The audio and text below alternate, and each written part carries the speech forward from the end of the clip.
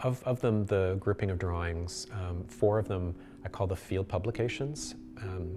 I love publications. I publish artist multiples and art books.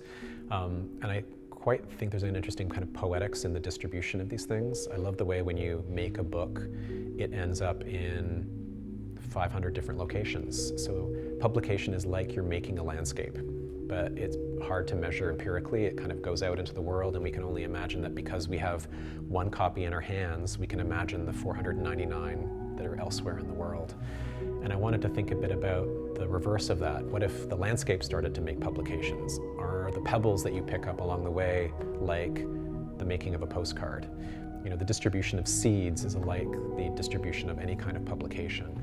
And so the groupings here really monumentalize and enlarge these small elements that I'd passively collected through the year. So everything from a couple printed materials, lots of pebbles, blue jay feathers. There was a moment a windstorm whipped through and all of these little strips of birch bark were scattered like postcards on the ground. And so the series of these really blows them up and kind of does a quite detailed drawing of them, and as if they're pages in a giant book.